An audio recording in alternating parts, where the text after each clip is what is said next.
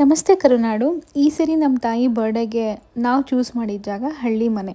ಮನೇಲೇ ಸಿಂಪಲಾಗಿ cake cut ಮಾಡಿ ಅವ್ರಿಗೆ ಹೇಗಿದ್ರು ವೆಜಿಟೇರಿಯನ್ ಊಟನೇ ಇಷ್ಟ ಅಂತ ಹಳ್ಳಿ ಮನೆಗೆ ಹೋದ್ವಿ.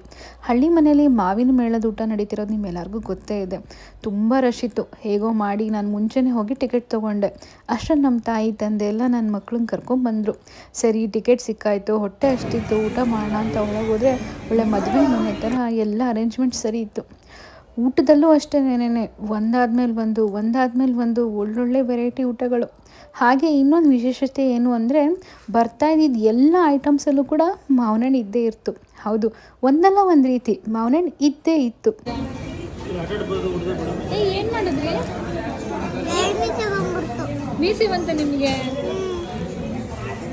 ನೋಡಿದ್ರಲ್ಲ ನನ್ನ ಮಗನ ತುಂಟಾಟನ. ಸರಿ, ಅದಾದಮೇಲೆ ನಮ್ಮ ತಂದೆ ಎಲ್ಲ ಐಟಮ್ನು ಸ್ವಲ್ಪ ಹಾಗೆ ಎಲೆಯಲ್ಲಿ ಬಿಟ್ಟಿದ್ರು. ನಾನು ಟಕ್ ಅಂತ ಒಂದು ಫೋಟೋ ತೊಗೊಂಡೆ. ಸರಿ, ಚೆನ್ನಾಗಿ ಊಟ ಮಾಡಿ ಆಚೆ ಕಡೆ ಬಂದರೆ ಜೋರಾಗಿ ಮಳೆ ಬರ್ತಾ ಇದೆ.